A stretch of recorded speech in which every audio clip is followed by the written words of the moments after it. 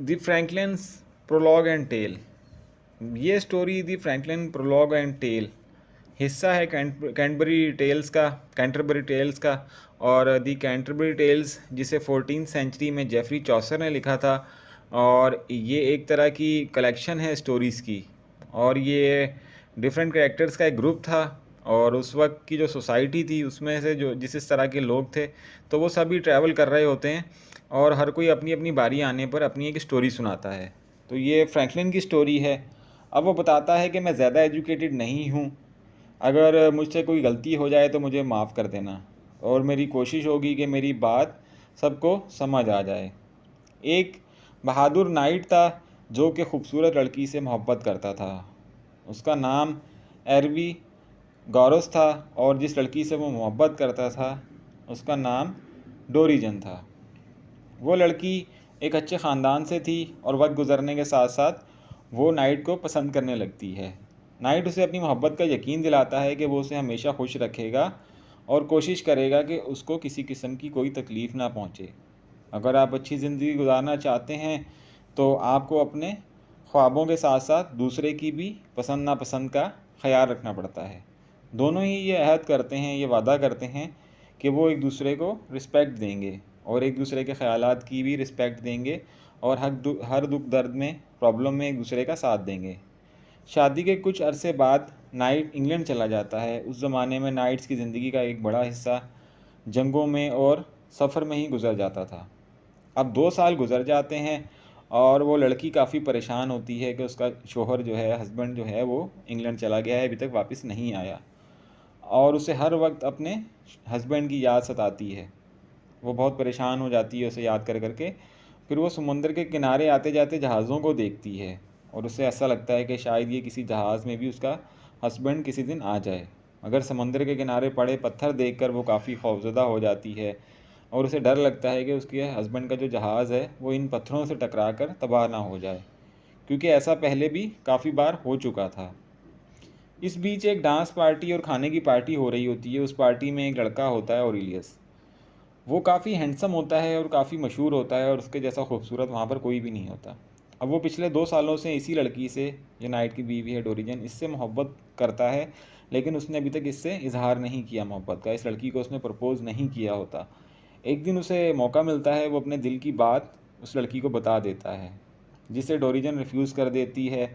ज़ाहिर है वो अपने शौहर से मोहब्बत करती थी, वो नाइट का इंतज़ार कर रही थी, और किसी और से वो ऐसा कुछ करने का सोच भी नहीं सकती थी। मगर ऑरेलियस उसे बहुत ज़्यादा कोशिश करता है कि वो किसी तरह इसको कन्वेंस कर ले, मगर वो नहीं मानती। और आखिर में वो शायद मजाक में एक शर्त रख देती है कि तुमने अगर मुझे हासिल करना है तो तुम्हें ये जो समुंदर के किनारे पत्थर पड़े हैं ये सारे हटाने पड़ेंगे। अब ये क्योंकि काफ़ी मुश्किल टास्क होता है, तो ऑरेलियस ये सुनकर काफ़ी परेशान हो जाता है, और इसी परेशानी की हालत में वो बीमार हो जाता है, क्योंकि उसे पता होता है कि ये सब करना तकरीबन नामुमकिन है। अब वो 2 साल तक बीमार रहता है। ऑरेलियस, एक उसका भाई जो था ऑरेलियस का, वो बीमारी में उसको अपने काफ़ी परेशान था ऑरेलियस की बीमारी के लिए, और उसका भाई जो था वो काफ़ी जीनियस भी था, समझदार भी था। तो वो सोचता है कि यार क्या करें, किसी तरह मेरे भाई की जान बच जाए, और ये इस ज़िद से पीछे हटेगा नहीं, तो किसी जादूगर का ही सहारा लिया जाए, जो कि रियलिटी में तो ये मुमकिन नहीं है, लेकिन नज़र का धोखा ही ऐसा हो कि कुछ वक्त के लिए ही वो जादूगर इन सब पत्थरों को गायब कर दे। अब डोरीजन को पता था कि ये सब तो हो नहीं सकता, ठीक है। और शायद उसने ऑरेलियस से पीछे छुड़ाने के लिए ऐसी शर्त रखी थी। ऑरेलियस का भाई एक जादूगर से बात करता है। जादूगर जो है वो अपने जादू के ज़रिए इंसानी दिमाग को किस तरह काबू में ले ले, और कुछ वक्त के लिए ही इन सब पत्थरों को गायब कर दे। तो जादूगर जो है वो उनसे कहता है कि ये बहुत मुश्किल काम है, और इसके लिए तकरीबन 1,000 पाउंड चाहिए होंगे। अब उस ज़माने में 1,000 पाउंड बहुत बड़ी रकम हुआ करती थी। तो ऑरेलियस जो था उसका भाई इसकी जान बचाने के लिए हामी भर लेता है। अब वो जादूगर कहता है कि कुछ अरसे के लिए ये पत्थर ये चट्टानी में गायब कर दूंगा, ये किसी को नज़र नहीं आएंगी।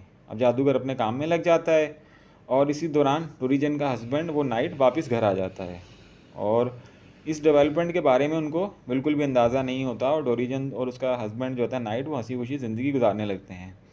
अब डोरीजन को तो नहीं पता था कि मजाक में कही हुई बात को ऑरेलियस इतना सीरियस ले लेगा। खैर कुछ वक्त गुजरता है, और वह चट्टानें गायब हो जाती हैं।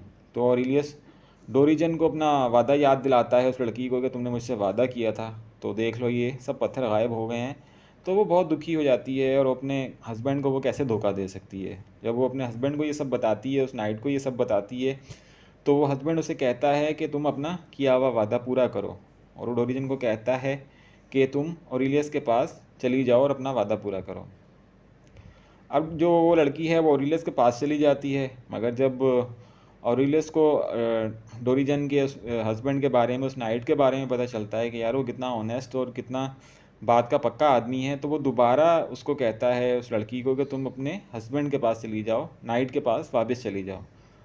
ऑरिलियस जो है फिर अपना सारा सोना जमा करता है ताकि मैजिशियन की फ़ीस दे सके, मगर उसके पास इतने पैसे नहीं हो पाते फिर भी।